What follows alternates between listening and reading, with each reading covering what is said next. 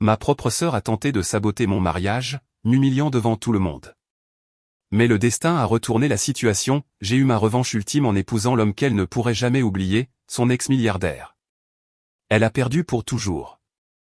Je m'appelle Ria, et jusqu'à il y a 8 mois, je pensais avoir la vie parfaite toute tracée. J'avais 26 ans, je travaillais comme coordinatrice marketing dans le centre-ville de Seattle, et j'étais complètement folle amoureuse de mon fiancé, Marcus Chen. Nous étions ensemble depuis 3 ans, et il m'avait demandé en mariage lors d'un week-end romantique dans les îles San Juan. Tout semblait se mettre en place exactement comme il se doit. Marcus était tout ce que je pensais vouloir chez un mari. Il était stable, fiable, et travaillait comme comptable dans un cabinet prestigieux du centre-ville. Il avait cette façon de me faire sentir en sécurité, comme si notre avenir était prévisible et sûr. Nous avions déjà versé un acompte pour une modeste maison de ville à Bellevue, et je pouvais imaginer notre vie ensemble. Des pancakes le dimanche matin, des déclarations d'impôts communes, peut-être des enfants dans quelques années. La seule partie compliquée de ma vie par ailleurs simple était ma relation avec ma sœur, Natacha. Elle a 2 ans de plus que moi et a toujours été la plus dramatique de notre famille. Là où j'étais satisfaite de mon travail d'études et de mon style de vie tranquille, Natacha était constamment à la poursuite de la prochaine grande aventure. Elle avait déménagé à Los Angeles juste après l'université pour devenir actrice, bien qu'elle ait passé plus de temps à travailler comme serveuse de cocktails haut de gamme qu'à passer des auditions. Natacha avait cette personnalité magnétique qui attirait les gens à elle, en particulier les hommes. Elle était magnifique de cette manière désinvolte qui rendait les autres femmes à la fois envieuses et peu sûres d'elle. De longs cheveux auburn, des yeux émeraudes, et le genre de confiance qui pouvait illuminer une pièce ou la détruire selon son humeur. En grandissant, j'avais toujours été la sœur responsable, celle qui avait de bonnes notes et suivait les règles, tandis que Natacha était celle qui se faufilait la nuit et rentrait à la maison avec des histoires qui choquaient et fascinaient nos parents. Malgré nos différences, nous étions proches, ou du moins c'est ce que je pensais. Elle avait été sincèrement excitée lorsque Marcus m'avait demandé en mariage et s'était immédiatement portée volontaire pour être ma demoiselle d'honneur. Elle a pris l'avion de Los Angeles à plusieurs reprises pour aider à l'organisation du mariage, et nous avons passé d'innombrables heures à choisir les fleurs, à goûter les gâteaux et à essayer des robes ensemble. Le processus d'organisation du mariage avait été intense, mais magique. Marcus et moi avions opté pour une cérémonie classique à la cathédrale Saint-Marc, suivie d'une réception à l'hôtel Fairmont Olympique. Je rêvais de ce mariage exact depuis que j'étais petite fille. Et chaque détail a été soigneusement choisi pour créer l'atmosphère romantique parfaite. Des roses poudrées et des pivoines blanches, la musique d'un quatuor à cordes, des détails en dentelle vintage surtout, des invitations à ma robe. Ma robe était la pièce maîtresse de tout l'événement. Je l'avais trouvée dans une boutique de Capitol Hill après avoir essayé des dizaines d'options. C'était une silhouette classique en A avec un travail de perles complexe sur le corsage et une traîne de longueur cathédrale qui me donnait l'impression d'être une vraie princesse.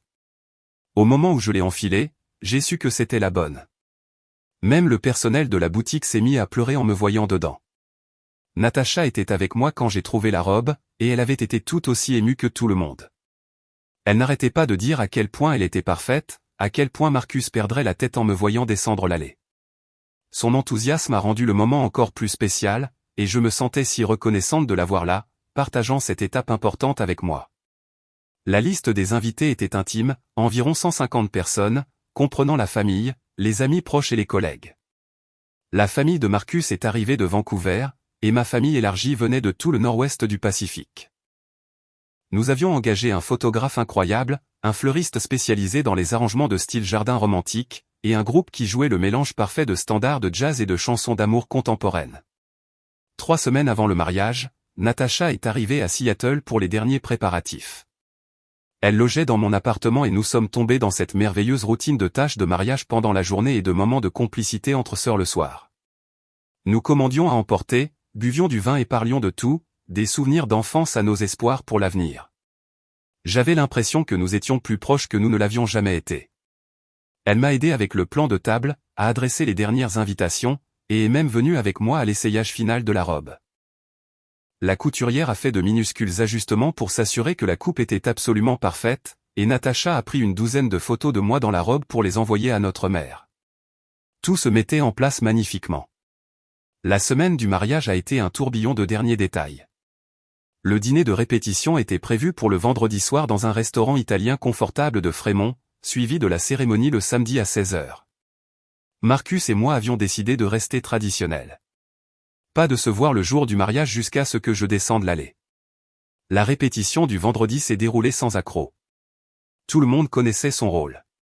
Le timing était parfait, et l'alchimie entre Marcus et moi semblait plus forte que jamais. Pendant le dîner qui a suivi, nos deux pères ont porté des toasts sincères sur l'amour, l'engagement et l'avenir radieux qui nous attendait. Marcus a tenu ma main sous la table et m'a murmuré à quel point il était excité de m'appeler sa femme dans moins de 24 heures.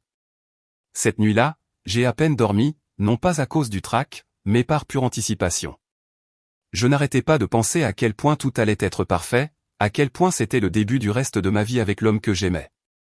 Natacha et moi sommes restés à parler jusqu'à près de 2 heures du matin, partageant des histoires et riant de notre enfance. Elle semblait sincèrement heureuse pour moi, et je me sentais si chanceuse de l'avoir comme sœur et demoiselle d'honneur. Le samedi matin s'est levé clair et lumineux, la journée parfaite de septembre à Seattle. Le genre de temps frais et ensoleillé qui fait ressembler la ville à une carte postale. Je me suis réveillée pleine d'énergie et d'excitation, prête à devenir Madame Marcus Chen. La suite nuptiale du Fairmont était en pleine effervescence à 9 heures du matin. Mon coiffeur est arrivé le premier, suivi de la maquilleuse, du photographe et du fleuriste livrant mon bouquet. Natacha a tout orchestré comme une organisatrice de mariage professionnelle, s'assurant que j'avais tout ce dont j'avais besoin tout en gardant une ambiance légère et amusante. Mon bouquet était encore plus beau que je ne l'avais imaginé. Des pivoines blanches et des roses roses poudrées avec des rubans pendants et de minuscules accents de perles. Le photographe a capturé chaque instant alors que je le tenais pour la première fois, et je pouvais voir dans le miroir que je rayonnais de bonheur. Le processus de coiffure et de maquillage a duré près de 3 heures, mais c'était si relaxant et agréable. Natacha nous a tous divertis avec des histoires de ses aventures à Los Angeles. Et mes demoiselles d'honneur, mes 2 colocataires d'université, Sarah et Emma, ont contribué à créer l'atmosphère de célébration parfaite. De la musique classique jouait doucement en fond sonore pendant que nous sirotions des mimosas et que je me transformais en mariée. Quand est venu le moment d'enfiler la robe, toute la pièce est devenue silencieuse. Le photographe a capturé chaque instant alors que Natacha et mes demoiselles d'honneur m'aidaient à l'enfiler, arrangeant soigneusement la traîne et attachant chaque bouton. Quand je me suis retourné pour me regarder dans le miroir en pied, je n'arrivais pas à croire que c'était bien moi que je voyais. J'étais exactement la mariée que je rêvais d'être. La robe me tombait comme si elle avait été faite spécifiquement pour mon corps. La coiffure était élégante et romantique, et le maquillage mettait en valeur mes traits sans paraître excessif. Mais plus que tout, j'avais l'air heureuse, radieuse même. Le genre de bonheur qui vient du fait de savoir qu'on est sur le point d'épouser son âme sœur. Le photographe a pris des dizaines de photos de moi seul, puis avec mes demoiselles d'honneur, et enfin avec mes parents quand ils sont arrivés pour me voir avant la cérémonie. Ma mère s'est mise à pleurer dès qu'elle est entrée dans la pièce. Et même mon père, d'habitude stoïque, est devenu ému en me voyant dans ma robe de mariée. Tout était parfait, absolument complètement parfait. Et c'est exactement à ce moment-là que tout a commencé à s'effondrer. Le trajet en limousine jusqu'à la cathédrale Saint-Marc aurait dû être magique. Au lieu de cela, il est devenu les 15 minutes les plus longues de ma vie, bien que je ne le sache pas encore. Natacha était assise en face de moi, vérifiant constamment son téléphone pendant que je regardais par la fenêtre les rues de Seattle défiler. Le soleil de l'après-midi baignait tout d'une lumière dorée, et je me souviens avoir pensé à quel point tout semblait cinématographiquement parfait. « Tu vas faire tomber Marcus dans les pommes quand il te verra », dit Natacha en levant enfin les yeux de son écran. Mais il y avait quelque chose d'étrange dans sa voix, une tension que je n'arrivais pas à situer. « Es-tu nerveuse ?» Je secouai la tête, lissant ma robe. Pas nerveuse, juste prête. Je suis prête pour ce jour depuis qu'il m'a demandé en mariage. Elle hocha la tête, mais son sourire semblait forcé. Son téléphone vibra de nouveau, et elle y jeta un coup d'œil rapide avant de le ranger dans sa pochette. Ria, je dois te dire quelque chose. Avant que je puisse répondre, la limousine s'arrêta devant la cathédrale. À travers les fenêtres, je pouvais voir les invités affluer dans le bâtiment, tous vêtus de leurs plus beaux habits. L'église ressemblait exactement à ma vision, élégante, intemporelle, parfaite. Mon cœur se mit à battre la chamade d'excitation. Ça peut attendre après, dis-je en ramassant ma traîne. Quoi que ce soit, on s'en occupera plus tard. Pour l'instant, je veux juste me concentrer sur mon mariage avec Marcus. L'expression sur le visage de Natacha était étrange, presque coupable, mais j'étais trop prise par le moment pour l'analyser. Le chauffeur nous ouvrit la portière, et mes demoiselles d'honneur, Sarah et Emma, apparurent pour m'aider à arranger ma robe sur les marches de la cathédrale. Tout se passait exactement comme nous l'avions répété. À l'intérieur de la suite nuptiale de l'église, mes parents attendaient, les larmes aux yeux. Mon père avait l'air distingué dans son smoking noir classique tandis que ma mère était radieuse en soie bleu marine. Le photographe a capturé chaque instant alors qu'il me voyait dans ma tenue de mariée complète pour la première fois en dehors de l'hôtel. Ma belle-fille, murmura papa en m'embrassant sur le front. Marcus est l'homme le plus chanceux du monde. La coordinatrice du mariage, Madame Patterson, apparut à la porte avec son presse-papier et son casque. Mesdames, nous sommes à 5 minutes. Demoiselles d'honneur, il est temps de vous aligner. C'était ça. Le moment que j'avais planifié et dont j'avais rêvé pendant 2 ans. Sarah et Emma prirent leur position, l'air élégant dans leur robe rose poudrée. Natacha, en tant que ma demoiselle d'honneur, descendrait l'allée juste avant moi. Mais alors que nous nous alignions dans le vestibule de l'église, j'ai remarqué que Natacha tremblait. Son bouquet tremblait dans ses mains et elle n'arrêtait pas de prendre de profondes respirations comme si elle essayait d'hyperventiler. « Tacha, ça va » murmurai-je, soudainement inquiète.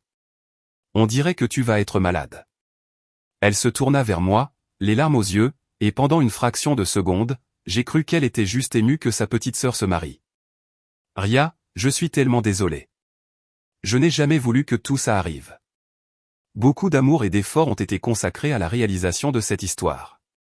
Si vous l'appréciez, nous vous serions très reconnaissants de vous abonner à notre chaîne. Maintenant, reprenons là où nous nous sommes arrêtés. Avant que je puisse demander ce qu'elle voulait dire, la musique de l'orgue a commencé.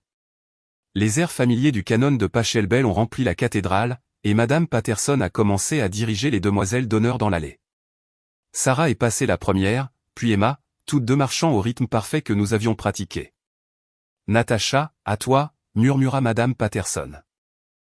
Mais Natacha ne bougea pas.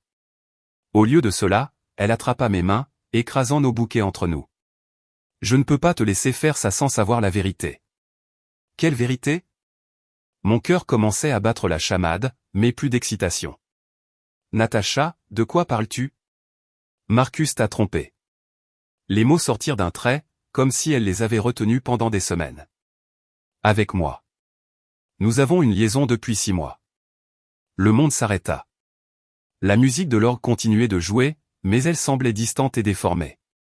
Je pouvais entendre les invités se remuer dans leurs bancs, se demandant probablement pourquoi la demoiselle d'honneur n'était pas encore apparue.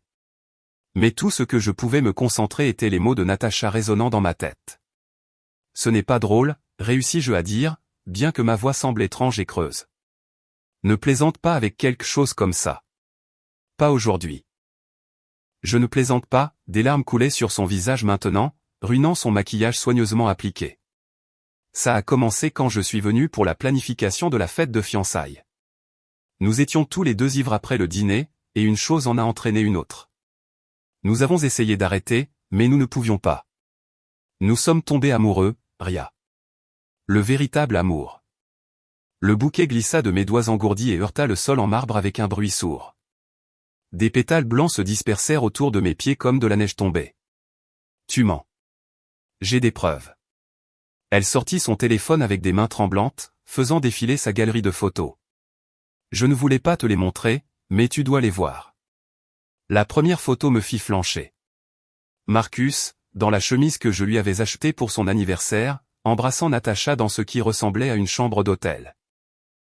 L'horodatage indiquait qu'elle avait été prise il y a à peine 3 semaines, le même week-end où il m'avait dit qu'il travaillait tard sur un gros projet client. Il y avait d'autres photos, des dizaines.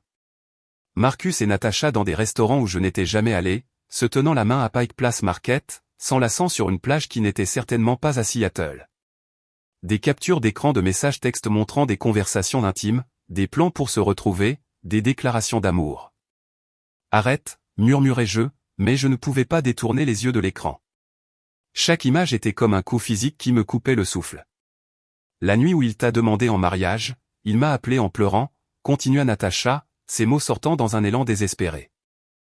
Il a dit qu'il faisait une erreur, mais qu'il ne pouvait pas reculer parce que la bague de famille et le week-end étaient déjà prévus et que tout le monde s'y attendait. Il a essayé de trouver comment annuler le mariage sans te blesser. Alors pourquoi ne l'a-t-il pas fait? La question sortit comme un sanglot. Pourquoi me laisser planifier tout ce mariage s'il est amoureux de toi? Parce que c'est un lâche. Sa voix était amère maintenant. Il n'arrêtait pas de dire qu'il avait besoin de plus de temps, qu'il trouverait une solution. Mais Ria, je ne peux pas rester là et te regarder épouser quelqu'un qui ne t'aime pas. Tu mérites mieux que ça. Madame Patterson apparut à mon coude, l'air affolé. Mesdames, nous devons vraiment bouger. Les invités s'impatientent, et le photographe demande des nouvelles du calendrier. Je la regardais fixement. Le mariage, la cérémonie. Marcus était debout devant l'autel en ce moment même, attendant que je descende l'allée pour que nous puissions nous promettre nos vies l'un à l'autre. 150 invités étaient assis dans les bancs, s'attendant à assister à notre parfaite histoire d'amour. Mais tout était un mensonge.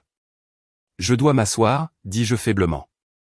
Il n'y a pas le temps de s'asseoir, répondit Madame Patterson, ne comprenant manifestement pas l'ampleur de ce qui venait de se passer. Nous sommes déjà en retard. Annulez tout. Les mots sortirent plus fort que je ne le sentais. Annulez le mariage. Le visage de Madame Patterson devint blanc.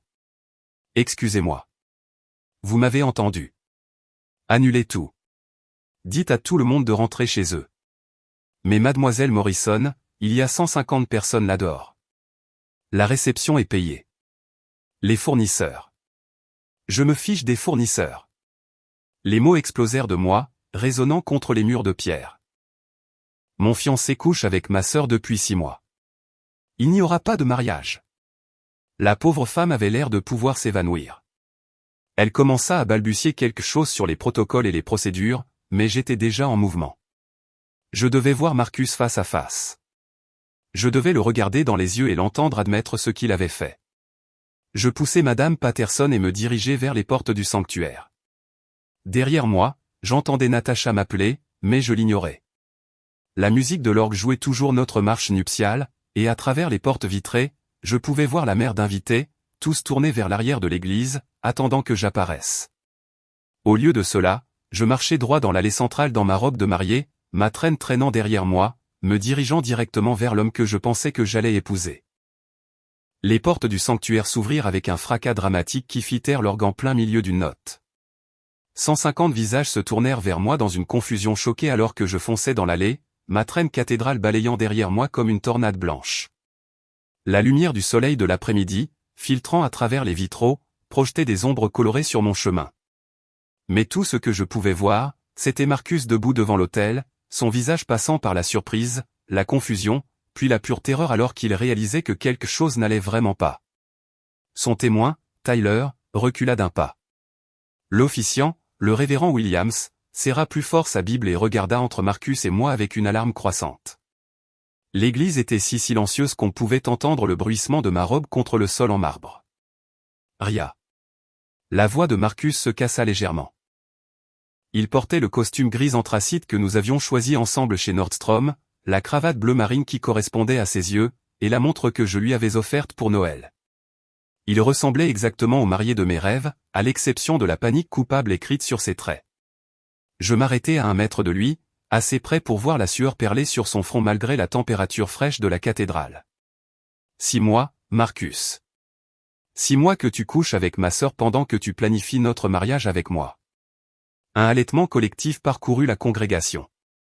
J'entendis l'inspiration brusque de ma mère au premier rang, suivie de ce qui ressemblait à mon père marmonnant une série de jurons à voix basse. Les parents de Marcus, qui étaient venus de Vancouver, avaient l'air mortifiés.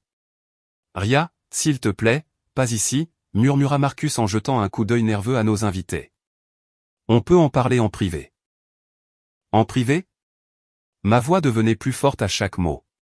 Comme toutes ces réunions privées que tu as eues avec Natacha, celle où tu lui disais que tu l'aimais pendant que tu faisais semblant de m'aimer. Le visage de Marcus se vida de toutes couleurs. Il ouvrit la bouche pour nier, mais rien ne sortit. Derrière moi, j'entendais les gens commencer à murmurer, des téléphones étant discrètement sortis pour enregistrer ce qui devenait rapidement le désastre de mariage le plus dramatique de l'histoire de Seattle. J'ai des photos, Marcus. Des messages textes, des reçus d'hôtel. Dois-je les partager avec tout le monde ici, ou veux-tu leur dire toi-même comment tu as mené une double vie pendant les 6 derniers mois? Tyler s'avança légèrement, pensant probablement qu'il devrait intervenir, mais Marcus leva la main pour l'arrêter. Ses épaules s'affaissèrent de défaite, et pendant un moment, il eut l'air de pouvoir s'effondrer. Ce n'était pas censé arriver, dit-il doucement, bien que dans l'acoustique de la cathédrale, tout le monde puisse l'entendre. Je n'ai jamais voulu te faire de mal. Mais tu l'as fait quand même. J'étais surprise de la fermeté de ma voix alors que tout en moi s'effondrait. Chaque fois que tu m'as embrassé pour me souhaiter bonne nuit après avoir passé la journée avec elle. Chaque fois que nous parlions de notre avenir pendant que tu prévoyais de me quitter. Chaque fois que je te remerciais d'être un partenaire si incroyable et fidèle. La mère de Marcus se leva brusquement au premier rang. « Que se passe-t-il ici » demanda-t-elle de son accent canadien sec. « Marcus, de quoi parle-t-elle » ? « Il a une liaison avec ma sœur » annonçai-je à toute la congrégation. La demoiselle d'honneur qui était censée descendre s'est allée avant moi. Ils sont ensemble depuis 6 mois pendant que nous planifions ce mariage. Le sanctuaire éclata. Les invités commencèrent à parler tous en même temps, certains se levant pour mieux voir le drame qui se déroulait devant l'autel. Mon oncle Jim, qui n'avait jamais aimé Marcus, cria quelque chose que je ne pus pas tout à fait distinguer, mais qui incluait certainement le mot « bâtard ». La grand-mère de Marcus, une toute petite femme âgée au 2e rang, commença à s'éventer vigoureusement avec son programme. Le révérend Williams s'avança, manifestement dépassé. Peut-être devrions-nous nous retirer dans la sacristie pour discuter de cette affaire en privé. Non. Je me tournai pour faire face à la congrégation, ma robe tourbillonnant dramatiquement autour de moi. Tout le monde mérite de savoir la vérité. Vous avez tous pris du temps sur vos vies. Certains d'entre vous ont traversé le pays pour célébrer ce que vous pensiez être une histoire d'amour, mais tout était faux. Le marié a trompé avec la demoiselle d'honneur, et je viens de l'apprendre il y a 20 minutes. Ma colocataire d'université, Sarah, avait atteint les portes du sanctuaire et se tenait là, la bouche bée. Emma était juste derrière elle, tenant toujours son bouquet de demoiselles d'honneur. Mais il n'y avait aucun signe de Natacha. Ma lâche de sœur avait apparemment disparu plutôt que de faire face aux conséquences de sa confession. Marcus retrouva enfin sa voix. Ria, je sais comment ça a l'air, mais c'est compliqué. Natacha et moi, nous avons essayé de lutter contre ça, mais parfois on ne peut pas contrôler de qui on tombe amoureux. L'audace de cette déclaration me frappa comme une gifle physique. Tu es tombé amoureux alors que tu étais fiancé à moi, alors que nous choisissions les couleurs des serviettes et choisissions notre première chanson de danse? J'allais te le dire, dit-il désespérément. Je ne savais juste pas comment. Je ne voulais pas te faire de mal juste avant le mariage. Alors, ton plan était de m'épouser et ensuite quoi? Continuer à avoir une liaison avec ma sœur, divorcer dans quelques mois, me faire patienter jusqu'à ce que tu trouves un moment opportun pour me briser le cœur? Marcus avait l'air de vouloir disparaître dans le sol en marbre. J'ai pensé que peut-être les sentiments pour Natacha s'estomperaient. J'ai pensé que si je me mariais avec toi, tout redeviendrait normal. Normal? Je ris, mais c'était un son dur et amer qui résonnait contre les murs de la cathédrale. Tu pensais que tu pouvais m'épouser tout en étant amoureux de quelqu'un d'autre, et que ce serait normal? Son témoin, Tyler, reculait lentement de l'autel, ne voulant manifestement aucune part de cette confrontation. Le photographe, un professionnel consommé, prenait toujours des photos, bien que je sois sûr que ce n'était pas le genre de photo de mariage que quiconque avait commandé. Je t'aime aussi, Ria, dit Marcus. Et le désespoir dans sa voix était presque convaincant. Ce que j'ai avec Natacha, c'est différent. Mais ça ne veut pas dire que ce que nous avions n'était pas réel. Ce que nous avions était basé sur des mensonges. Je commençais à retirer ma bague de fiançailles, le diamant taille princesse qui avait autrefois représenté tous mes rêves.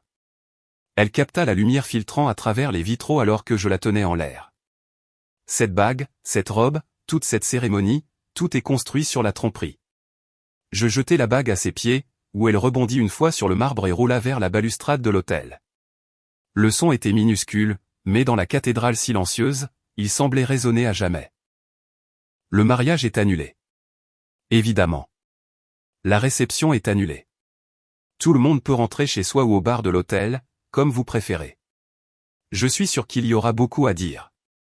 Je commençais à me retourner pour redescendre l'allée, mais Marcus m'attrapa le bras. Attends, s'il te plaît. On peut arranger ça. On peut aller en thérapie. On peut trouver un moyen de surmonter ça. Je fixai sa main sur mon bras, puis son visage. Pendant 3 ans, j'avais regardé cet homme et vu mon avenir. Maintenant, tout ce que je pouvais voir, c'était un étranger qui avait joué un rôle tout en vivant une vie entièrement différente derrière mon dos. Surmonter ça. Je dégageai mon bras. Marcus, tu es amoureux de ma sœur. Ma sœur qui était dans ma suite nuptiale ce matin en m'aidant à me préparer à épouser l'homme avec qui elle couche. Il n'y a pas de surmonter ça. Il n'y a pas d'arranger ça. Il n'y a pas de nous.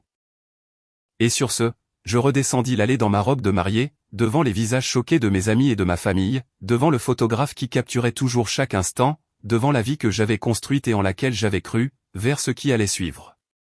Au moment où je suis sorti de la cathédrale Saint-Marc, l'air frais de Seattle m'a frappé au visage comme un réveil.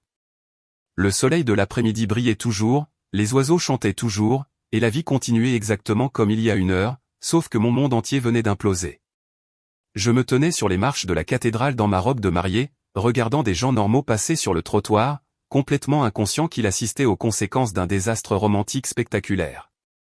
Mes mains tremblaient si fort que je n'arrivais pas à appeler un Uber. La robe de mariée qui m'avait fait sentir comme une princesse me semblait maintenant un costume d'une pièce de théâtre dans laquelle je ne voulais plus jouer. Les perles sur le corsage qui semblaient si élégantes ce matin me semblaient maintenant lourdes et contraignantes, comme une armure que je ne pouvais pas enlever. Ria, ma chérie, attends. Je me suis retourné pour voir mes parents se précipiter sur les marches de la cathédrale, mon père desserrant sa cravate et ma mère relevant sa robe bleu marine pour descendre plus vite les escaliers. Derrière eux, les invités sortaient de l'église en groupe confus, tout le monde parlant en même temps et jetant des coups d'œil dans ma direction. « Oh, ma chérie » a dit ma mère en m'atteignant la première et en me serrant fort dans ses bras. « Je suis tellement désolé. Je n'arrive pas à croire que ce garçon t'ait fait ça. » Mon père vibrait pratiquement de rage. J'aurais dû savoir qu'il y avait quelque chose qui n'allait pas chez lui. La façon dont il regardait son téléphone pendant les dîners de famille. Comme il était distrait dernièrement. Je vais le tuer. Papa, s'il te plaît, réussis-je à dire. Pouvons-nous juste partir d'ici? Je ne supporte pas que tout le monde me regarde. Bien sûr, ma petite. Laisse-moi aller chercher la voiture. Alors que mon père courait vers le parking, d'autres personnes sortirent de la cathédrale. Mes amis d'université, Sarah et Emma, apparurent à mes côtés, toujours dans leur robe de demoiselle d'honneur rose poudrée, mais l'air complètement choqués. Ria, nous n'en avions aucune idée, a dit Sarah en me prenant la main. Si nous avions su quelque chose, nous te l'aurions dit immédiatement. Je sais que vous l'auriez fait. Je lui serrai la main en retour. Ce n'est pas de votre faute. Emma regardait frénétiquement autour d'elle. Où est Natacha? Elle a juste disparu après que tu aies quitté la suite nuptiale. Son téléphone va directement sur la messagerie vocale. La mention du nom de ma sœur a provoqué une nouvelle vague de colère en moi. Elle est probablement à mi-chemin de Los Angeles maintenant. Ou peut-être qu'elle est avec Marcus, célébrant leur mission de sabotage réussie. Ne dis pas ça, a dit brusquement ma mère. Natacha a peut-être fait une terrible erreur, mais c'est toujours ta sœur. C'est toujours ma fille. Maman, elle savait que j'étais sur le point de l'épouser, et elle n'a rien dit jusqu'à 20 minutes avant la cérémonie. Ce n'était pas une erreur. C'était une cruauté calculée. Avant que ma mère puisse répondre, mon père est arrivé dans sa BMW. Monte, ma chérie. Rentrons à la maison. À la maison? Sauf que la maison était l'appartement que je partageais avec Marcus, rempli de cadeaux de mariage, de nos biens communs et de photos de notre soi-disant relation heureuse. La maison de ville à Bellevue pour laquelle nous avions versé un acompte. La vie que nous construisions ensemble depuis 3 ans. Je ne peux pas retourner à l'appartement, dis-je en ramassant soigneusement ma traîne pour monter dans la voiture. Toutes ces affaires sont là. Je ne peux pas voir ces affaires en ce moment. Tu resteras avec nous ce soir, a dit ma mère de manière décisive. On s'occupera du reste plus tard. Le trajet jusqu'à la maison de mes parents à Magnolia était surréaliste. Nous sommes passés devant l'hôtel Fairmont Olympique où notre réception était censée commencer dans 3 heures. Je me demandais si Marcus s'y présenterait, peut-être pour essayer de sauver quelque chose de ce désastre, ou s'il se déciderait enfin à prendre son courage à 2 mains et à s'enfuir avec Natacha comme il en avait apparemment envie depuis des mois. Ma chambre d'enfant ressemblait exactement à ce qu'elle était lorsque je suis parti pour l'université il y a 8 ans. Des murs roses, des meubles blancs et des affiches de groupes dont j'avais oublié que je les avais aimés. Ma mère m'a aidé à retirer la robe de mariée, la suspendant soigneusement dans le placard comme si c'était une pièce de musée plutôt que le costume du pire jour de ma vie. J'ai enfilé un vieux pantalon de survêtement et un t-shirt de l'université de Washington, puis je me suis assise sur mon lit jumeau étroit et j'ai regardé mon reflet dans le miroir de la coiffeuse. Mes cheveux étaient toujours coiffés de manière élaborée, mon maquillage toujours parfait, mais mes yeux semblaient vides et inconnus. Mon téléphone n'arrêtait pas de vibrer depuis que nous avions quitté la cathédrale. Messages textes, appels manqués, notifications sur les réseaux sociaux. La nouvelle se répandait déjà dans les cercles sociaux étonnamment petits de Seattle sur le mariage qui s'était terminé par un désastre dramatique. Le premier message venait de mon patron de l'agence de marketing. J'ai entendu ce qui s'est passé. Prends tout le temps dont tu as besoin. Tellement désolé, Ria. Puis ma cousine à Portland. Maman vient de m'appeler et de me parler de Marcus. Je monte demain. Ce bâtard ne te mérite pas, mon professeur de yoga. Je viens de voir les publications sur Facebook. Je t'envoie de l'amour et de la force. Tu es une guerrière. Des publications sur Facebook. J'ai ouvert l'application avec une curiosité morbide et l'ai immédiatement regretté. Quelqu'un avait déjà publié des photos de la cathédrale, y compris une photo floue de moi confrontant Marcus à l'autel. La légende disait, le désastre de mariage le plus dramatique de l'histoire de Seattle. Le marié a été surpris en train de tromper avec la demoiselle d'honneur. Elle avait déjà 47 j'aime et 23 commentaires. J'ai mis le téléphone en mode avion et je l'ai jeté à travers la pièce. Un léger coup à la porte interrompit ma spirale dans l'enfer des réseaux sociaux. Entrez, appelez-je. Ma mère entra, portant un plateau avec du thé et le genre de biscuits qu'elle préparait quand j'étais malade enfant. Elle s'assit sur le bord du lit et me tendit une tasse fumante. Ton père est au téléphone avec l'hôtel, annulant tout, dit-elle doucement. Le traiteur, le groupe, les fleurs. Il appelle aussi notre compagnie d'assurance pour voir ce que nous pouvons récupérer financièrement. Les détails pratiques me semblaient accablants. Combien d'argent avons-nous perdu? Ne t'inquiète pas pour ça maintenant, ma chérie. L'argent n'est que de l'argent. Ce qui compte, c'est que tu ailles bien. Mais je n'allais pas bien. J'avais 26 ans, j'étais célibataire, sans abri et le sujet de ce qui deviendrait sans aucun doute une rumeur légendaire à Seattle. La vie que j'avais soigneusement planifiée et construite pendant 3 ans avait été détruite en 20 minutes. J'aurais dû voir les signes, dis-je, plus à moi-même qu'à ma mère. Toutes ces nuits tardives où il prétendait travailler, la façon dont il a commencé à être secret avec son téléphone, comme il était distrait pendant l'organisation du mariage. Ma chérie, dit brusquement ma mère. Ce n'est pas de ta faute. Tu as fait confiance aux personnes que tu aimais. Ce n'est pas un défaut de caractère. Mais peut-être que si. Je pris une gorgée de thé, reconnaissante d'avoir quelque chose de chaud sur quoi me concentrer. Peut-être que je suis trop naïve, trop confiante. Peut-être que je dois être plus comme Natacha, méfiante de tout le monde, pensant d'abord à moi. N'ose même pas, dit brusquement ma mère. Ta capacité à aimer et à faire confiance aux gens est l'une de tes plus grandes forces. Ne laisse pas la trahison de Marcus et Natacha te rendre cynique.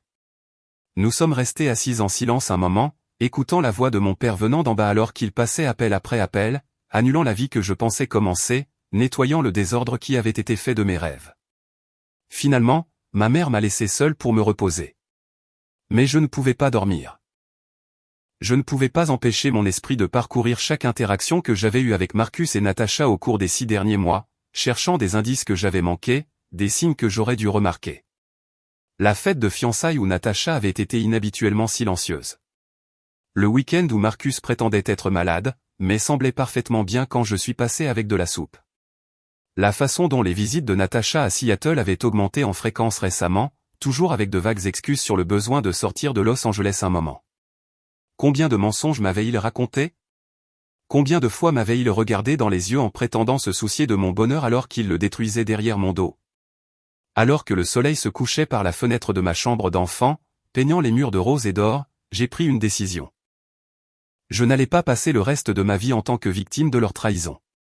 Je n'allais pas les laisser définir mon histoire comme celle de la fille naïve qui s'est fait humilier le jour de son mariage. Ils avaient fait leur choix. Maintenant, j'allais faire le mien. Il me suffisait de trouver quel serait ce choix. 3 jours après le désastre du mariage, je me cachais dans une cabine d'Anglo-Victrola Coffee sur Capitol Hill, portant des lunettes de soleil surdimensionnées et une casquette de baseball comme une sorte de célébrité évitant les paparazzis. L'ironie ne m'échappait pas. J'étais célèbre maintenant, juste pas pour les raisons que j'aurais jamais voulu. Le barista qui avait pris ma commande m'avait définitivement reconnu, et j'avais surpris au moins 2 autres clients en train de prendre des photos avec leur téléphone. La scène des cafés de Seattle était habituellement mon sanctuaire, mais partout où j'allais, je me sentais comme dans une embuscade potentielle. Quelqu'un connaissait toujours quelqu'un qui connaissait quelqu'un qui avait été au mariage, et tout le monde voulait soit offrir sa sympathie, soit obtenir le scoop sur ce qui s'était réellement passé entre Marcus et Natasha. Je parcourais sans réfléchir les annonces d'appartements sur mon ordinateur portable, essayant de trouver où j'allais vivre maintenant que retourner à l'endroit que j'avais partagé avec Marcus était absolument hors de question, quand une voix familière interrompit ma rumination. « Ria Morrison, est-ce vraiment toi là-dessous ?» Je levai les yeux pour voir un homme en costume anthracite coûteux debout à côté de ma table. Et pendant un moment, je n'arrivais pas à le situer. Il était grand, probablement 1,88 mètres, avec des cheveux foncés qui semblaient sortir d'une séance photo de magazine et le genre de sourire confiant qui suggérait qu'il était habitué à obtenir ce qu'il voulait. Puis ça a cliqué. Daniel Blackwood. J'ai enlevé mes lunettes de soleil, vraiment surprise. Que fais-tu à Seattle ?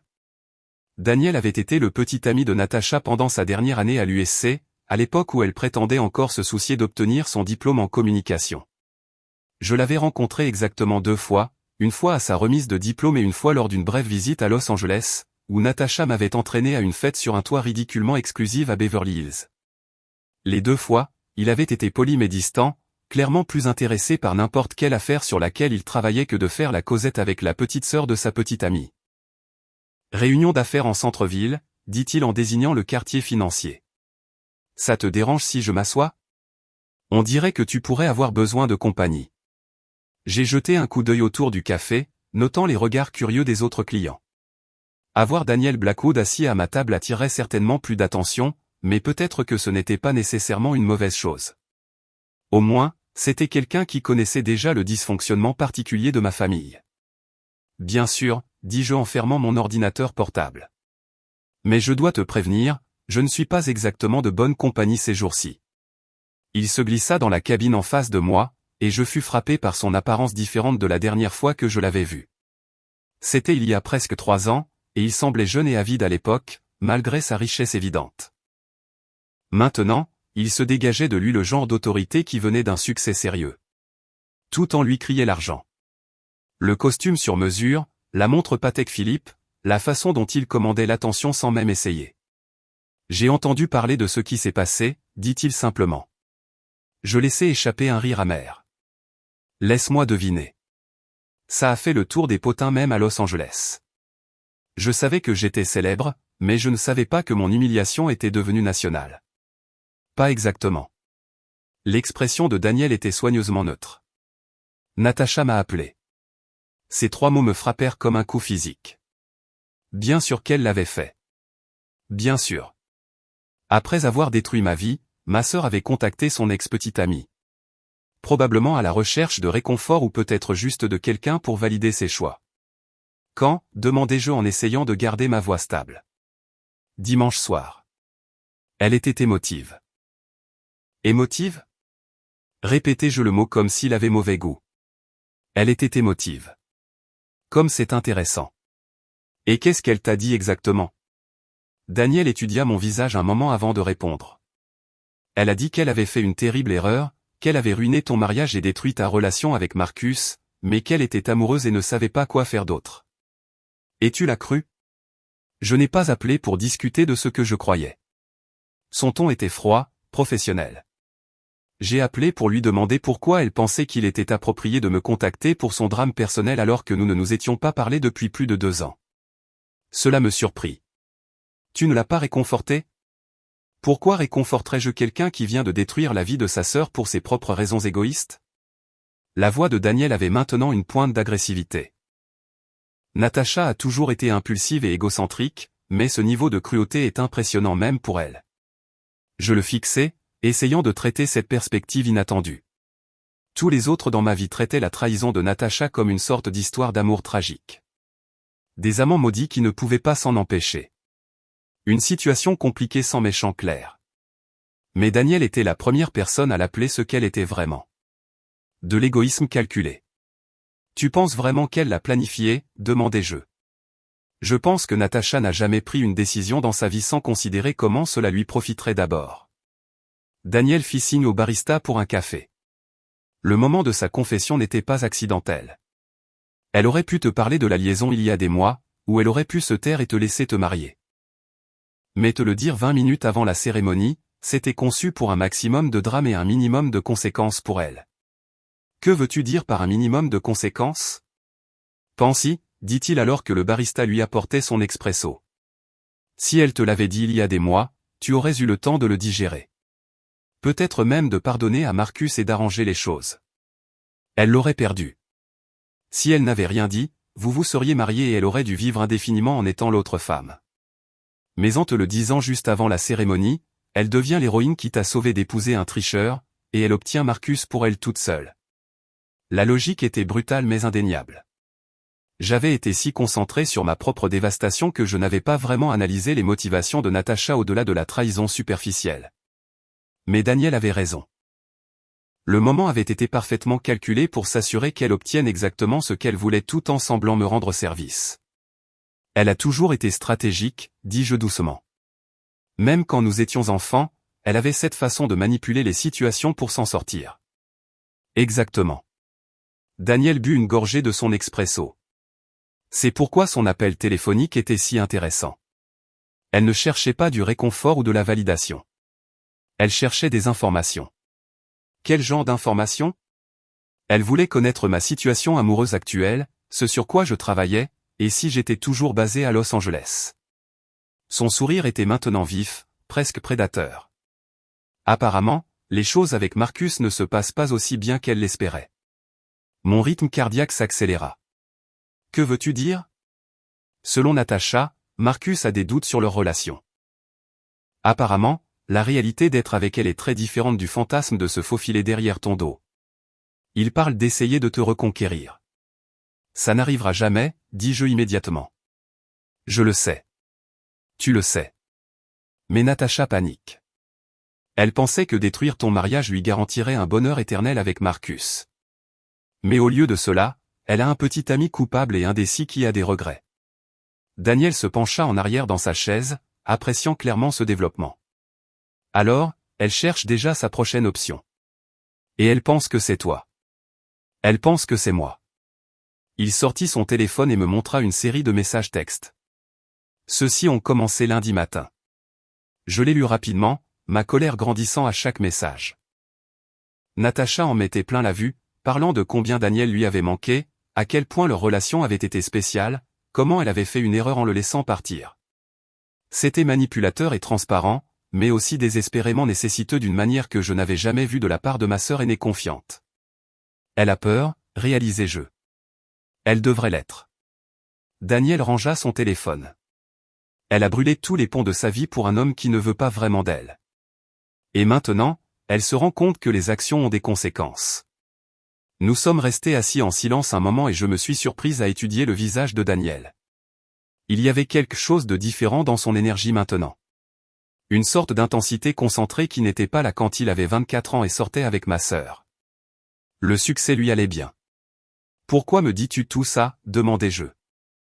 Parce que, dit-il en me regardant droit dans les yeux, je pense que tu mérites de savoir que la trahison de ta sœur se retourne déjà contre elle.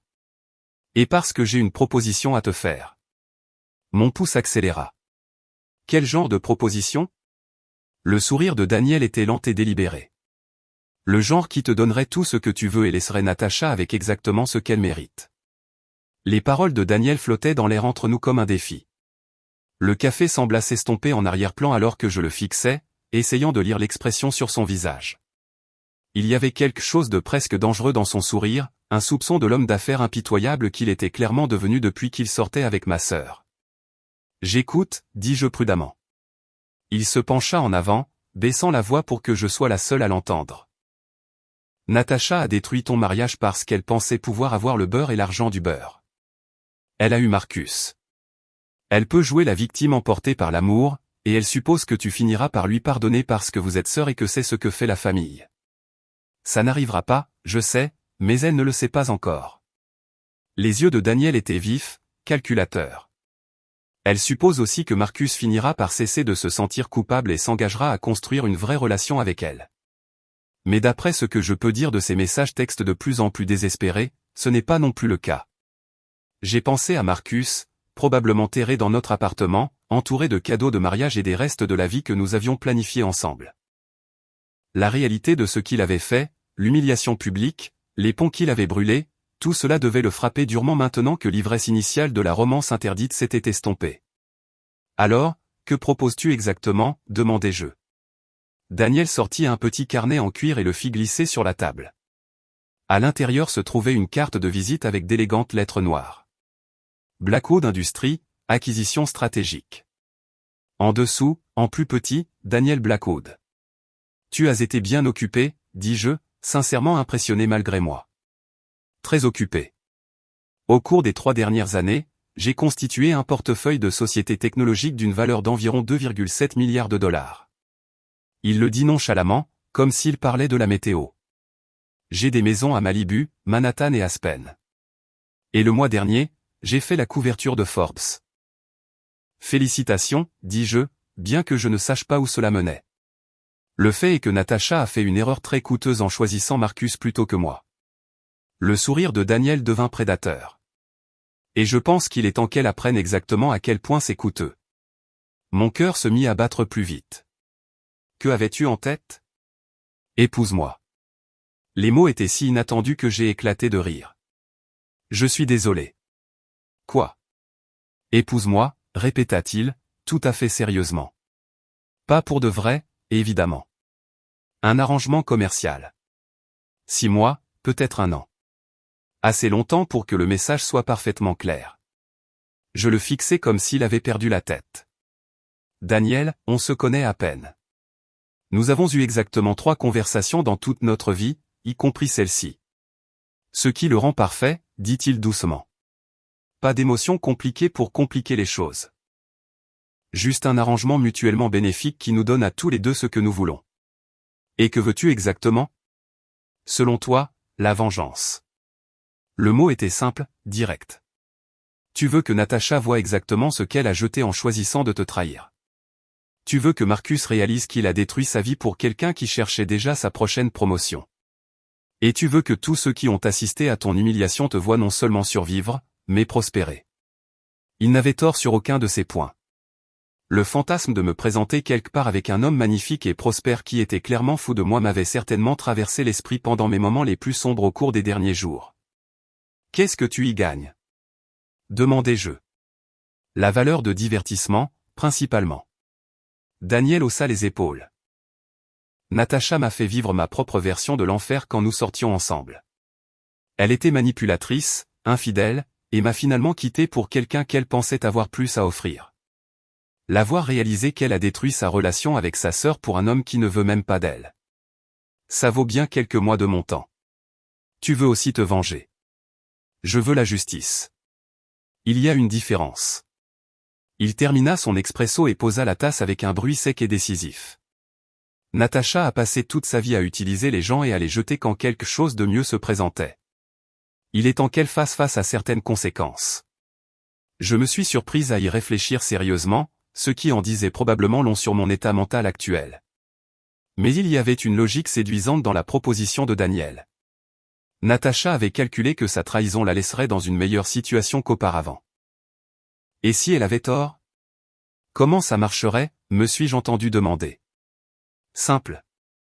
Nous sortons ensemble publiquement pendant quelques semaines, nous nous fiançons, nous avons un beau mariage qui fait ressembler ton mariage annulé à un barbecue dans le jardin. Nous maintenons la comédie pendant 6 mois à 1 an, puis nous avons un divorce à l'amiable. Tu peux vivre comme la femme d'un milliardaire pendant un certain temps, et tout le monde peut voir que tu es retombé sur tes pieds de manière spectaculaire. Et ensuite? Ensuite, tu retournes à ta vie, plus riche de plusieurs millions de dollars grâce à un généreux règlement de divorce. Et Natacha doit vivre avec la connaissance qu'elle a détruit sa famille pour absolument rien. Le plan était insensé. Il était aussi brillant. Et plus j'y pensais, plus il devenait attrayant. Pas seulement pour l'aspect de la vengeance, bien que cela en fasse certainement partie, mais pour la liberté qu'il me donnerait. 6 mois à 1 an sans avoir à m'inquiéter de l'argent, sans avoir à reconstruire toute ma vie à partir de zéro, sans avoir à être l'objet de la pitié de tout le monde. Il faudrait des règles, dis-je lentement. Bien sûr. C'est un arrangement commercial, pas une comédie romantique. Daniel sortit son téléphone et ouvrit l'application de notes. Quel genre de règles? Pas d'intimité réelle. On peut se tenir la main et s'embrasser pour les photos, mais c'est tout. Chambre séparée, salle de bain séparée. Je ne cherche pas à compliquer les choses avec de vrais sentiments. D'accord. Quoi d'autre? Je veux savoir exactement comment ça se termine avant que ça ne commence. Je ne veux pas de surprise sur le calendrier du divorce ou le règlement. Assez juste. Je pense à un contrat de mariage qui te garantit 5 millions de dollars si le mariage dure 6 mois, 10 millions s'il dure 1 an complet. J'ai failli m'étouffer avec mon café. C'est beaucoup d'argent. C'est une goutte d'eau par rapport à ce que je vaux, et il faut que ce soit suffisant pour faire la déclaration que nous essayons de faire. Daniel prit une note sur son téléphone. Autre chose? Je veux un droit de veto sur les apparitions publiques. Je ne vais pas me laisser parader comme une femme trophée si je ne suis pas à l'aise avec quelque chose. Fait. Mais j'ai besoin que tu t'engages à jouer le rôle de manière convaincante. Pas de se tenir la main à moitié ou de faux sourires qui ont l'air manifestement faux. Si nous allons faire ça, nous le faisons bien. J'ai pensé à Natacha, probablement en train de faire défiler les réseaux sociaux en ce moment même, à la recherche de mise à jour sur mon effondrement post-mariage. J'ai pensé à Marcus, peut-être en train de commencer à réaliser que troquer une relation stable contre une passion dramatique ne fonctionnait pas comme il l'avait fantasmé. J'ai pensé à tous les invités de mon mariage, probablement encore en train de parler du spectacle dont ils avaient été témoins. Il y a une dernière chose, dis-je. Je veux que Natacha soit au mariage. Les sourcils de Daniel se levèrent. Ça semble être une recette pour le désastre. Peut-être, mais elle doit le voir arriver. Elle doit me regarder épouser un homme qui est tout ce que Marcus n'est pas, prospère, décisif, complètement dévoué à moi. Elle doit comprendre que sa trahison ne m'a pas brisé, elle m'a libéré. Et si elle essaie de s'opposer, de créer une scène, alors elle aura l'air exactement de ce qu'elle est, une femme jalouse et manipulatrice qui ne supporte pas de voir sa sœur heureuse. J'ai souri, et pour la première fois depuis des jours, cela semblait sincère. D'ailleurs, cela ne rendrait-il pas le tout encore plus satisfaisant? Daniel rit, un son riche qui attira les regards des autres clients. Tu sais quoi? Tu as absolument raison. Natacha au mariage, c'est décidé. Il tendit la main sur la table et, après un moment d'hésitation, je la serrai. Sa poignée était ferme, confiante et chaleureuse. Partenaire? Demanda-t-il. Partenaire, acquiesçai-je. Et c'est ainsi que je suis passé de l'ex-fiancé humilié se cachant dans les cafés à la fiancée de l'un des milliardaires les plus convoités de la côte ouest. Natacha allait perdre la tête. 6 semaines après avoir serré la main de Daniel Blackwood dans ce café de Capitol Hill, je me trouvais dans la suite nuptiale de l'hôtel Four Seasons Olympique, vêtu d'une robe Vera Wang sur mesure qui coûtait plus cher que la plupart des voitures. Cette robe faisait ressembler ma précédente robe de mariée à quelque chose d'un rayon de solde de grand magasin. Perlée à la main avec des cristaux Swarovski, une traîne cathédrale spectaculaire, et un décolleté à la fois élégant et à couper le souffle. C'était le genre de robe qui serait présentée dans Vogue. L'ironie ne m'échappait pas que je me préparais pour mon 2e mariage en 2 mois. Sauf que cette fois, je savais exactement dans quoi je m'embarquais. Madame Blackwood en devenir, dit ma nouvelle styliste Céleste en faisant les derniers ajustements à mon voile. Vous êtes absolument radieuse. Madame Blackwood. Le nom me semblait encore étranger, mais je devais admettre qu'il sonnait bien. Daniel avait insisté pour engager le meilleur de tout pour ce mariage. Le lieu le plus exclusif, le photographe le plus recherché, le genre de fleurs qui nécessitait de faire venir des spécialistes de 3 pays différents. Chaque détail était conçu pour faire une déclaration. Et cette déclaration était, Ria Morrison n'a pas seulement survécu à la trahison de sa sœur, elle a gagné au loto. La liste des invités était soigneusement organisée pour un impact maximal. Tous ceux qui avaient assisté à mon humiliation à la cathédrale Saint-Marc avaient reçu une élégante invitation pour assister à mon triomphe au Four Seasons. L'élite sociale de Seattle, des chefs d'entreprise, et même quelques célébrités que Daniel connaissait grâce à ses relations à Los Angeles. Le genre de mariage dont on parlerait pendant des années. Et oui, Natasha avait été invitée. Mon téléphone vibra avec un texto de Daniel. Prête quand tu le seras, partenaire. Tu es incroyable, au fait. Je te vois depuis les caméras de sécurité. Je souris malgré mes nerfs. Au cours des 6 dernières semaines, Daniel et moi étions tombés dans un partenariat étonnamment facile. Nous avions dîné ensemble 2 fois par semaine, assisté à des galas de charité, et même passé un week-end dans sa maison de Malibu pour mettre notre histoire au clair. Il était charmant, intelligent et étonnamment drôle quand il n'était pas impitoyablement stratégique. Je pouvais voir pourquoi Natasha était tombée amoureuse de lui, et pourquoi elle devait probablement se mordre les doigts maintenant, car notre relation avait définitivement fait des vagues. L'annonce des fiançailles dans le Seattle Times était accompagnée d'une photo de l'énorme bague en diamant taille émeraude de Daniel à mon doigt. Une bague qui faisait paraître la modeste demande en mariage de Marcus pathétique en comparaison. Les pages mondaines avaient couvert nos apparitions à divers événements, toujours avec des descriptions élogieuses de mon apparence radieuse et transformée. Mais le véritable chef-d'œuvre avait été l'interview que nous avions accordée au magazine Seattle Mail il y a 2 semaines. Daniel avait parfaitement joué le rôle du milliardaire épris, parlant de la façon dont il était secrètement amoureux de Ria depuis des années, mais n'avait jamais agi parce qu'elle était avec quelqu'un d'autre. L'histoire le présentait comme le héros romantique patient qui avait attendu sa chance, et moi comme la femme qui avait enfin trouvé son véritable partenaire après avoir échappé à une relation qui était clairement mauvaise depuis le début.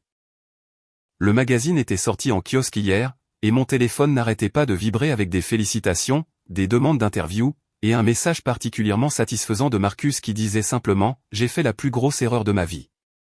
Trop peu, trop tard. Il est temps d'y aller », annonça Céleste en me tendant mon bouquet, des orchidées blanches et des pivoines qui avaient été transportées par avion d'Équateur ce matin-là. La salle de bal du Four Seasons avait été transformée en quelque chose qui ressemblait à un conte de fées. Des lustres en cristal, des milliers de roses blanches, et assez de bougies pour créer une atmosphère de pure magie. En me tenant à l'entrée, je pouvais voir 300 invités assis sur des chaises dorées Chiavari, tous tournés vers l'hôtel, où Daniel attendait dans un smoking Tom Ford sur mesure. Il avait tout l'air du marié milliardaire, confiant, incroyablement beau et complètement concentré sur moi alors que je commençais à descendre l'allée. Le quatuor à cordes jouait le canon de Pachelbel, la même chanson qui jouait lors de mon désastre à Saint-Marc, mais cette fois, elle semblait triomphale au lieu de tragique. Et là, au 3e rang du côté gauche, était assise Natasha. Elle était venue de Los Angeles hier, pensant probablement qu'elle pourrait me dissuader de ce mariage ou provoquer une sorte de scène qui gâcherait ma journée comme j'avais gâché la sienne. Mais au lieu de cela, elle était assise là dans une simple robe noire, ayant l'air d'assister à des funérailles plutôt qu'à un mariage. Marcus était visiblement absent. Selon ma mère, ils avaient rompu 2 semaines après mon mariage initial quand il n'arrêtait pas de parler de vouloir me récupérer. En passant devant la rangée de Natasha, je me suis assuré de croiser son regard. L'expression sur son visage était tout ce que j'avais espéré. Choc, regret, et la prise de conscience naissante que sa trahison calculée s'était retournée contre elle de manière spectaculaire. Elle avait échangé l'amour de sa sœur et un ex-petit ami milliardaire contre un homme qui avait finalement choisi la culpabilité plutôt qu'elle, la laissant sans rien, tandis que j'avais décroché le gros lot. Le sourire de Daniel quand j'ai atteint l'hôtel était chaleureux et sincère. Et pendant un moment, j'ai presque oublié que tout cela était une performance élaborée. Il a pris mes mains et les siennes étaient fermes et rassurantes. « Tu es parfaite », a-t-il murmuré si doucement que seul moi pouvais l'entendre. La cérémonie fut impeccable. Le révérend Thompson de l'église presbytérienne a prononcé une belle homélie sur l'amour, l'engagement et la recherche de son véritable partenaire après avoir survécu aux tempêtes de la vie. Daniel et moi avions écrit nos propres vœux, et les siens étaient magistralement conçus pour raconter l'histoire que nous voulions que tout le monde croie, qu'il m'avait aimé de loin, respecté ma relation avec Marcus, et était maintenant ravi d'avoir enfin sa chance de bonheur avec moi. Mes vœux se concentraient sur la gratitude, les secondes chances et la recherche de l'amour quand on s'y attend le moins. J'ai parlé de la façon dont Daniel m'avait montré à quoi ressemblait un véritable partenariat, comment il m'avait soutenu pendant mes moments les plus sombres, et à quel point j'étais excité de construire un avenir avec quelqu'un qui me valorisait vraiment. Lorsque Daniel a glissé l'alliance en platine à mon doigt, juste à côté de l'énorme bague de fiançailles, j'ai entendu quelqu'un dans le public, probablement ma mère, se mettre à pleurer. Quand j'ai placé sa bague à son doigt, il a serré doucement ma main. Vous pouvez embrasser la mariée, annonça le révérend Thompson. Le baiser de Daniel était doux, respectueux, et a duré exactement assez longtemps pour paraître romantique sans être inapproprié. La salle de bal a éclaté en applaudissements, et alors que nous nous tournions pour faire face à nos invités en tant que M et Madame Blackwood, j'ai de nouveau aperçu Natasha. Elle applaudissait poliment, mais des larmes coulaient sur son visage. La réception était une vitrine de tout ce que l'argent pouvait acheter. Un dîner de 7 plats préparé par un chef étoilé James Beard, du champagne qui coûtait plus cher la bouteille que la plupart des gens ne dépensent en loyer, et une animation par un ensemble de jazz qui était venu de New York spécialement pour notre mariage. Daniel et moi avons eu notre première danse sur « At Last » d'Etta James, et il était étonnamment gracieux alors qu'il me faisait tourner sur la piste de danse. Nous avions pratiqué cette routine chez lui, mais d'une manière ou d'une autre, cela semblait plus vrai maintenant, devant tous ces gens qui croyaient que nous étions sincèrement amoureux. « Comment penses-tu qu'on s'en sort » ai-je murmuré alors qu'il me faisait une inclinaison spectaculaire. « Je pense qu'on donne la performance de notre vie » a-t-il répondu avec un sourire. Pendant la danse père-fille, mon père m'a murmuré à l'oreille « J'aime beaucoup plus celui-ci que Marcus. Daniel te regarde comme si tu étais la personne la plus importante au monde. » Si seulement il savait que c'était exactement ce que nous avions pratiqué. La soirée s'est poursuivie avec des toasts des partenaires commerciaux de Daniel, de mes amis d'université, et enfin une apparition surprise au micro de Natasha elle-même. J'aimerais dire quelques mots sur ma sœur, commença-t-elle, la voix tremblante d'émotion. La salle de bal devint silencieuse. Tout le monde connaissait notre histoire, ce qui s'était passé à mon premier mariage. Et il s'attendait clairement à une sorte de confrontation dramatique. Ria a toujours été la plus forte de notre famille, continua Natasha en me regardant directement. Elle est loyale, indulgente, et croit le meilleur des gens. Parfois, cela signifie qu'elle est blessée par des gens qui ne la méritent pas. Sa voix se brisa légèrement, mais parfois, cela signifie qu'elle trouve exactement ce qu'elle mérite, quelqu'un qui reconnaît à quel point elle est extraordinaire et la traite en conséquence. Elle leva sa coupe de champagne et son sourire était sincère, bien que navré. Ria et Daniel, puissiez-vous avoir tout le bonheur que j'étais trop égoïste pour vous souhaiter avant. Le toast était parfait, gracieux, apologétique sans être pathétique, et complètement public. C'était exactement ce qu'une personne manipulatrice dirait pour essayer de réhabiliter son image. Mais venant de Natasha, qui avait l'air sincèrement dévastée, cela ressemblait plus à une reddition. Alors que la soirée touchait à sa fin et que les invités commençaient à partir, Daniel et moi nous sommes tenus près de la porte, remerciant tout le monde d'être venu. Nous étions l'image du bonheur des jeunes mariés. Il gardait son bras autour de ma taille. Je me penchai naturellement contre lui, et nous rayonnions tous les deux de la satisfaction d'un plan exécuté sans faille.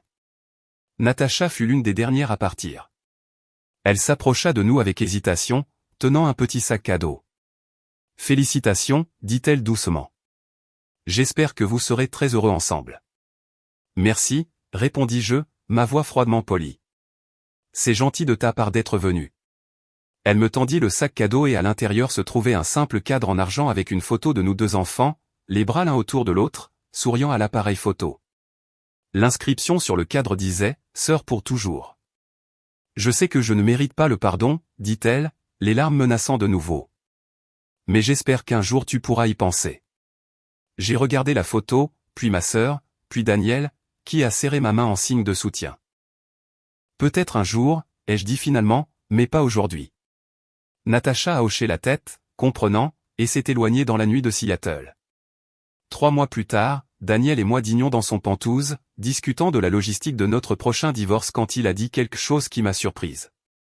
Tu sais, ça n'a pas été autant un arrangement commercial que je ne le pensais. J'ai levé les yeux de mes pattes.